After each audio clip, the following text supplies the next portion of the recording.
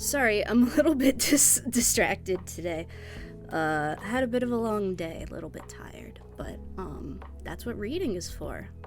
So, let me just put my text back on the screen. And put this back to the beginning. And here we go.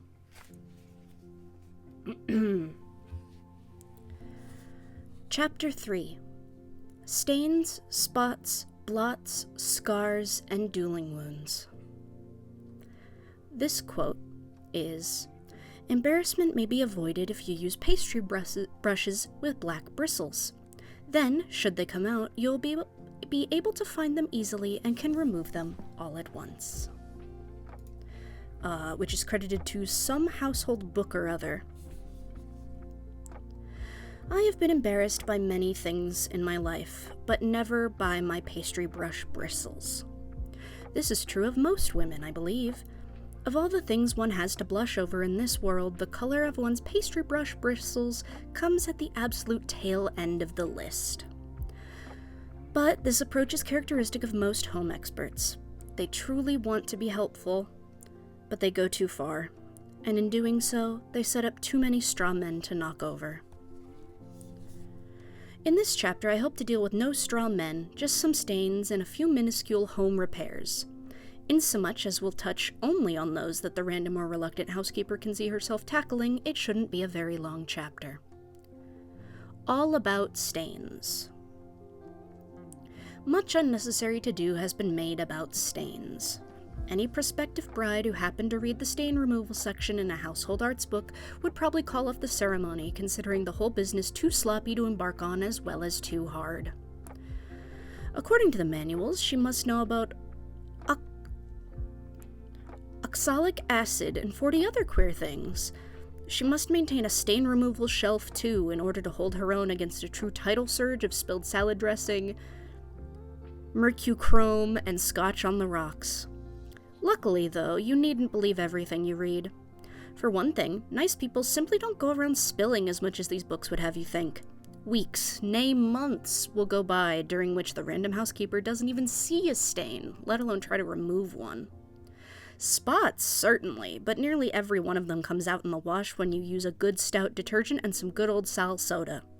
Some people call it washing soda. Whatever you call it, you buy it at the grocer's for about 15 cents a box. Note this book is from the 60s, and thus prices have changed. And if it's a grease spot on upholstery, you just rub cornmeal into it and vacuum it the next morning. Also, the professional stain removal ladies always stress prompt action. Ascertain what the stain is, they say, then whisk the stained object out of their pronto, fetch your little chemistry set, and get going. Well, in many instances, this is hard to do. If you are having guests, you can hardly turn to the gentleman on your right and say, "Pardon me, Mr. Fullmeister, but was that a puddle of French dressing or Thermidor sauce you just spilled?" Even if he told you, it would be impolite to start treating the stain right then. The perfect hostess would see to it that she spilled a similar puddle... The perfect hostess would see to it that she spilled a similar puddle herself in order to put her guest at ease. What is needed is a more realistic approach to stain removal. I once asked an elderly nest builder how to get a small, dark, oily spot of unknown origin out of my best damask tablecloth. She said to set the sugar bowl on it in order to get a couple days' mileage out of it for the family and then send the cloth to the laundry. I did, with truly excellent results. I found, too, that if 2 or 3 little spots were left over, I still had the salt shakers and the pepper mill left to work with. Most important of all, the years have taught me that placemats are better than tablecloths. Fine sheer linen ones are more than adequate for the not-too-dizzying circles in which I move. If one gets badly and mysteriously stained, which seldom happens, I can have it dry cleaned for 25 cents. If I feel like taking it to one of the do-it-yourself dry cleaneries, I can have it done for a lot less than that. Here, then, are some general practical precepts. Keep a heavy, long-handled candle snuffer ready for hitting people who forget to use it and who instead blow candle wax all over your table. To get candle wax off your I'm really fumbling my words tonight. To get candle wax off your bare tabletop, you'll have to scrape it with a table knife, then get the rest off with lighter fluid, or hot water, which I find works about as well. In either case, you'll have to re-wax or re-polish that part of your tabletop, or buy more salt shakers. To remove candle wax from fabric is even worse. You'll have to scrape it off first, then lay the material between 2 layers of white absorbent towels, paper or terry, or white blotters, and press it with a warm iron. Keep moving the paper around as it absorbs the wax. Ideally, this should do it, but life being the way that it is, it probably won't. You next fetch your can of cleaning fluid. There's a spray type you can get now which works pretty well, and give it the works according to the directions on the can. If the spot is still there, and if the cloth wasn't much to begin with, you may now throw the cloth into the washer with some detergent and sal soda. The spot will probably disappear eventually through a process of time and attrition. If it's your best cloth, on the other hand, take it to the dry cleaners. In fact, any stained, expensive item you really like should go to the dry cleaners. You tell them what made the spot if you know, then pray quietly. Even dry cleaners aren't 100%, only 99%, as you'll find out if you ever get some indelible leg makeup on a white wool stole. Keep indelible leg makeup away from everything, except legs. The place to start stain removal, actually, is at the department store counter before you buy something. Even though you never intend to wash it, find out if you could. Later, then, if you feel overwhelmingly compelled to try to remove a spot, you'll know what you're up against. You'll know whether to try one of the washable fabric things, which we'll get around to in a minute, or whether to get out your trusty can of stain spray mentioned earlier, which you use on non-washable things. And speaking of commercial preparations, you can buy good rust removers. If you ever want to try to remove rust the hard way, you can apply lemon juice and rinse with warm water. If the rust is in a porcelain sink or something, you can rub it with table salt and turpentine. But there's no reason for rust anyway if you hang your drip dry clothes on wooden or plastic hangers and see to it that your faucets don't drip. In this stain removal business, you keep bumping into these small magics. Things people would like to believe, just as we'd all rather like to believe in haunted houses. Housers? Things people would like to believe, just as we'd all rather like to believe in haunted houses and water witching. Like tomato juice for removing ink. Soak the ink stain in tomato juice for 10 minutes, and you think, how interesting! But it doesn't work. The tomato was finalized long ago, but they're still improving ink formulas, and today's modern indelible ink can beat any tomato in a fare-thee-well. If the material is washable and the ink is still wet, you can soak it in cold water, then wash it in strong detergent with a little bleach added and see how far it gets you. If it's not washable, you can buy a bottle of ink eradicator and mess around with it, but 10 gets you 20, it won't work 100%, and you'll wish you'd just taken it to the dry cleaners. There are just too many ink formulas around these days. And if you ever spill ink on the rug, don't put milk on it or cornstarch. If you can't rearrange your furniture prettily, call in the professionals. Then there is the onion bit for removing a mild scorch stain. Rub the scorched part on a cut raw onion, saith the prophet. What? I just screwed that up so badly. Sorry about that. Imagine if this was audiobooks, like they kept in all their blunders, and they were just like, sorry about that, let me take that again. Rub the scorched part on a cut raw onion, saith the prophet, then soak the stain several hours in cold water. Not only do you feel silly while you're doing this, but it affects the scorch stain hardly at all and wastes an onion. A little mild bleach will cure a little mild scorch in a jiffy. See you later on. All of this is rather like Tom Sawyer's spunk water cure for warts. There was plenty of spunk water, presumably, around that little Missouri town, and there was also an ever-constant supply of warty little boys. Now about play clothes. A small child's play clothes were never meant to be spot-free except for the first 5 minutes he has them on. If you insist that they stay spotless anyway, you'll damage his psyche, and he will probably grow up with a hand-washing compulsion. However, the things little children slop on themselves are usually pretty simple. Chocolate, mud, ice cream, jelly, and in spite of what the manuals say about glycerin and whatnot, your washing machine will usually get them out with the aid of the sal soda we've been talking about. Not gum, though. You can remove it from something by freezing it with an ice cube, then crumbling the gum away. About as revolting an operation as you're ever apt to engage in. You'd better just ban the gum, as the children's dentist told you to in the first place. Then there's mustard. Try to train your children to prefer hot dogs minus mustard, because mustard can make a pretty mean stain. You'll have to rub it with glycerin, which few people keep around the house, and then bleach it. You could try rubbing it with lard before you bleached it, but you probably don't keep lard around the house either, and who's gonna go buy a pound of it for one little old mustard spot? So look out for that mustard. In this business of getting stains out of washable items, a big thing to remember is this: try cold water first. Doing anything else would be a waste of ammunition, like shooting a polecat with an elephant gun. A huge majority of stains can be banished with cold water if they're not too old and tired and comfortable right where they are. What you do is this: you put an old towel under the stain, and you pat it, and pat it, and pat it with your cold wet sponge or rag. Also, you keep moving the towel around so there's always some clean towel under the spot, then let it dry by itself. Ironing it dry can make still another spot, and you will never get out to lunch. If you're certain the stain is coffee, tea, or fruit, you can use hot water. You do this the way your grandma did if she was any good at these things. You stretch the material taut using an embroidery hoop or a rubber band around a bowl. Then, with a kettle of boiling water in your hand, you climb up onto a kitchen chair, yell at the kids to get out of the way, and aim the water at the spot. In addition to splashing everything in sight, this usually removes the spot because of the force and heat of the water. Just don't use hot water on a stain you're not sure about, or it may cook it like egg on an egg beater. If these things fail, you've still an ace up your sleeve.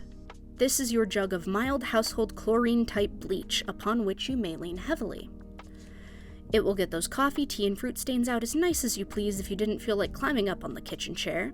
It will also remove ink blots from paper. Dampen a cloth with it and rub the blot gently. If you get some on your finger, spit on the head of a match, then rub the match on the spot and wash it with soap and water.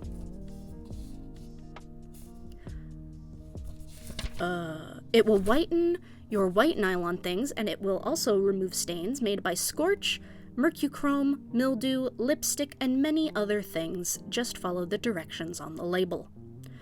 If the washable material happens to be colored and you're scared to death, you can mix up a solution of this same mild bleach according to directions, then snip off a tiny piece from an inside seam and drop it in. If it disappears, you may assume that you'd better try something else. You may go down to the library then, if you still care, and get a book on stain removal. Perhaps one of their suggestions will work, although, when you think about how many stains there are, from asparagus juice to whale oil, and how many fabrics there are, from old-fashioned to uneducated cotton to silkrotexilon, it is amazing that anything ever works at all. And if it doesn't, of course, back to the old dry cleaners. One more thing before we forge ahead. You may, at some time, have both a rug you like and a puppy you like, which is a difficult combination. But should the situation develop, you'd better mix up 1/2 cup white vinegar with 1.5 cups lukewarm water and keep it handy, somewhere it won't get too chilly, perhaps in the cracker drawer of your oven. Then, when Mother's Boofle makes a puddle, as he inevitably will, you may blot it up with plenty of lukewarm water, then sponge it with the vinegar and water using the same towel or blotter routine we mentioned a while back. In spite of this, the rug's color may change where the spot was, and you'll have to have it professionally spot dyed, but you'll have that good feeling that comes from knowing you tried. Now, for a few modest home repairs.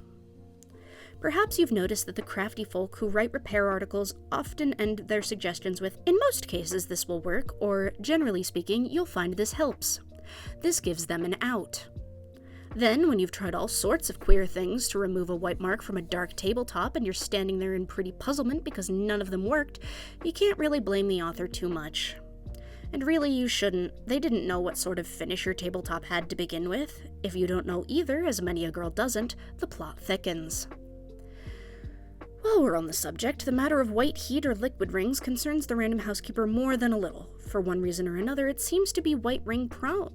For one reason or another, she seems to be white ring prone, so we'd better go into it.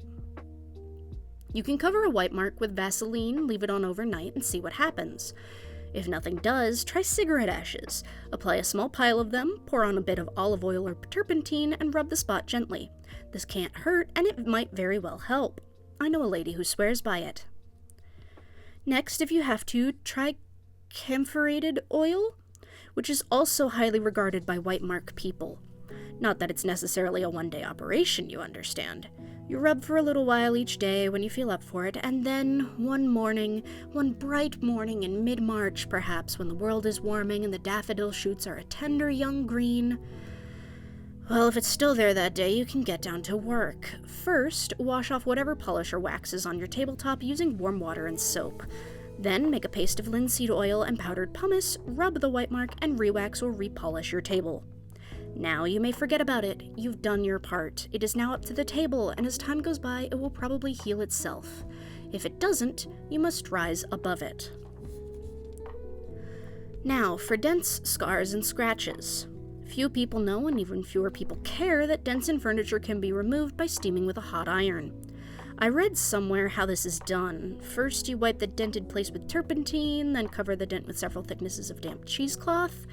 Next, place a metal bottle cap, metal side down, right over the place you think the dent is. You can't see it right now, so you have to guess. Now, press it with a hot iron. The steam will swell the wood fibers you see, and the dent disappears. You can do this without damaging the finish, the article says, and I am Susan B. Anthony. Any random housekeeper who tries it on her nice old walnut escritoire deserves just what she gets. This is the sort of thing that never works for those of us in the casual persuasion. Anyway, there's nothing the matter with a few battle scars. Grace Hecker Lewis went even farther. Perhaps you read her account of the day she and her husband, Sinclair, finished furnishing their first apartment. The first thing that she did was go around and kick the new tables and chairs, whittle away a few good chunks with a jackknife, and sprinkle a little water on the new blue velvet sofa. She did this, she said, because it looked as though they were afraid of their furniture. Keep this in mind. Never let your furniture get the upper hand. If you should want to cover up a scratch anyway, it is nice to know that it is easy. Rub it with a cut walnut meat, or rub it with a cut Brazil nut, or use one of your child's crayons if he has one the approximate color. You can swab it with iodine if the wood is darkish, or shoe polish. Another good thing about shoe polish, white shoe polish will hide scratches on white woodwork. Of course, there are some things in the field of home repairs which the random housewife usually learns in spite of herself as she goes along. In the nail pounding department, you may have discovered already that you pound your fingers less often when starting a nail if you insert it between the teeth of a comb, then hold onto the comb instead of the nail. You probably know, too, that it is unwise to drive a nail with a hammer into a plaster wall whammo like that. Instead, you ever so gently dimple the wall with an ice pick or some other pointed object and then give the nail a gentle tap. Also, when the hole in the wall becomes too large to hold a screw, many a girl knows enough to fill up the hole with something else. Wood putty, or oddly enough, steel wool. Then screw in the screw. And undoubtedly you know about epoxy, which sounds rather like a skin disease, but is a perfectly marvelous sort of glue which holds anything together from grand pianos to wedded bliss. It comes in 2 tubes, the glue and the hardener, and you mix it yourself for whatever individual job you're doing. Sticking towel rods on walls, legs back on chairs, handles back on cups, etc., etc. But now let's back away from the trees for a moment, though we'll return to them presently, and look at the whole forest. The first thing to know about home repairs of a more technical sort is a good handyman. This may be your husband. Then again, it well may not. When it comes to fixing something around the house, many a modern husband is an inert mass. Perhaps this is because he doesn't want to fix things. It is equally possible that he just doesn't know a faucet washer from his right foot. Just because a man's a man doesn't mean he's a natural-born tinkerer. Many a boy grows up in this specialized and urban age of ours without ever having tinkered at all. Don't force him, or you'll wish you hadn't. Forcing can lead to rough marital waters, not to mention the most sloppily installed traverse drapery rods you ever saw. Instead, look around for a man who is handy with his hands. Perhaps it will turn out to be the community yardman, or the high school boy across the street who flunks everything except manual training. Or perhaps there's an elderly widower down the block who grew up in a simpler and cheaper time when you did it yourself or it didn't get done.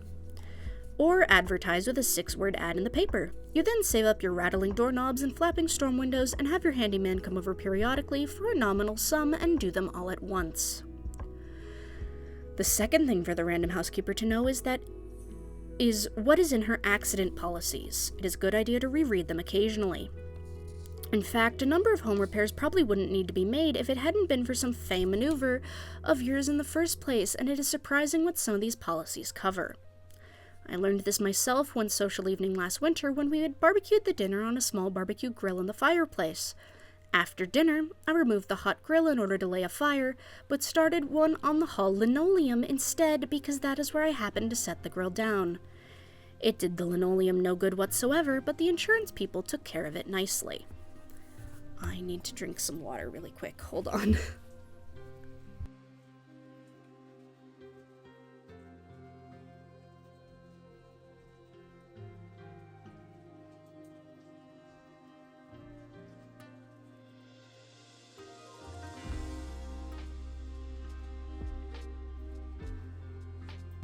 Okay, I have had water, my throat is soothed.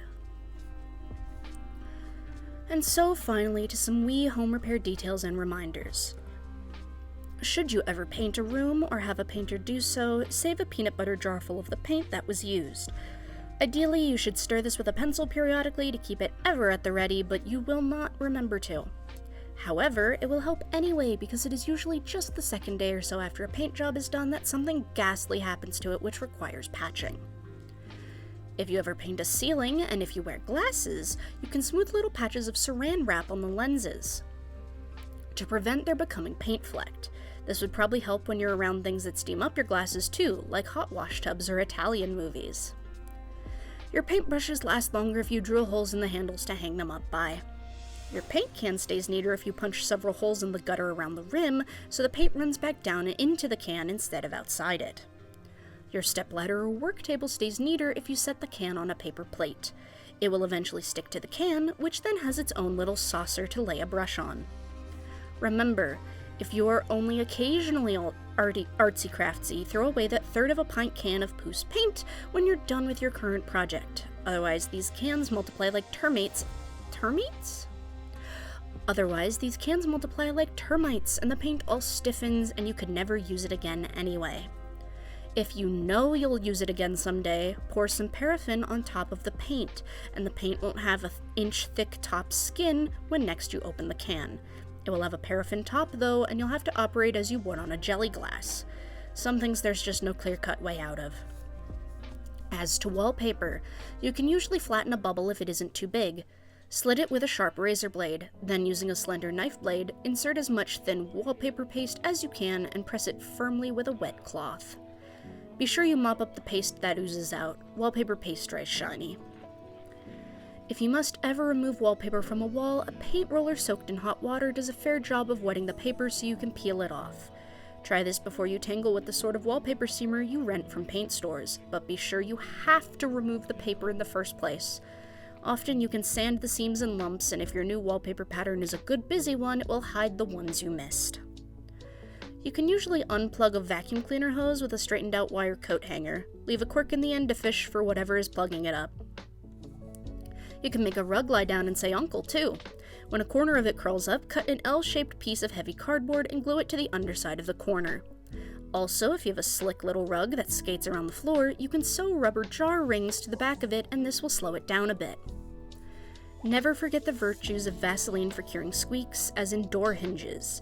It will also unstick things, such as the float tank ball and that loveliest of television euphemisms, the bathroom bowl. If you haven't any Vaseline, you can still fix squeaks. Use talcum powder or olive oil, corn oil, peanut oil, or any kind of oil you happen to have around. A final word on home repairs. Someday a coveted button may come off your tuft sofa. When this happens, you find a bobby pin and slip it through the underside of the button. Then, with the ends together, shove the bobby pin right into the sofa with the button bringing up the rear. The ends will open inside the sofa and the button will stay on. So much for that. Now for dueling wounds. Dueling wounds are of two kinds, those made by swords and those made by pistols. Somebody must have written a treatise on this sometime. Why have my frames dropped now?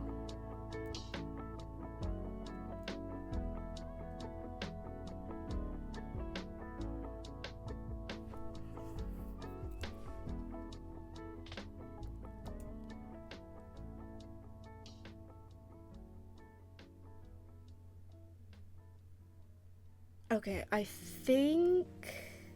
No, we're not back. Okay, that's a problem. Why am I getting random...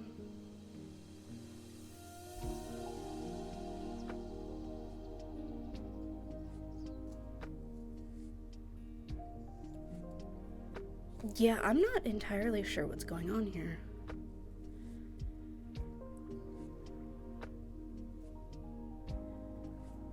Let's give it a moment to equalize, see if it will equalize, because it's just steadily going up.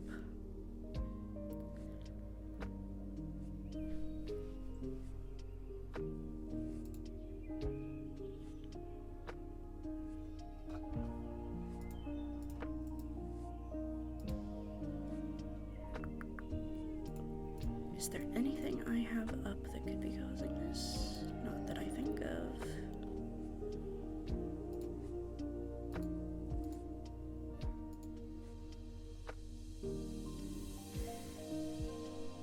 No, we're just dropping 0.1% frames every few seconds.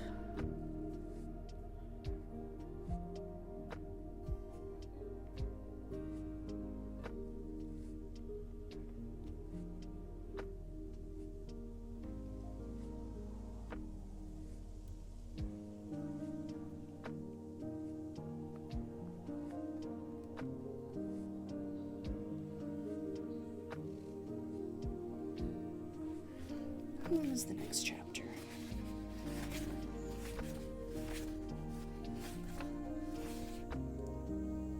Quite a while. Given the tech issues that appear to be happening, perhaps it's on Twitch's end? Because I don't have anything on my end that should be causing this issue. I believe we're gonna actually call the stream there. Due to technical issues, I apologize. But yes, we got through chapter 3 of the I Hate to Housekeep book, and we will be back again next week. Sorry about that, but thank you everybody so much for watching. This has been your captain speaking. Have a good one, everyone. Take care.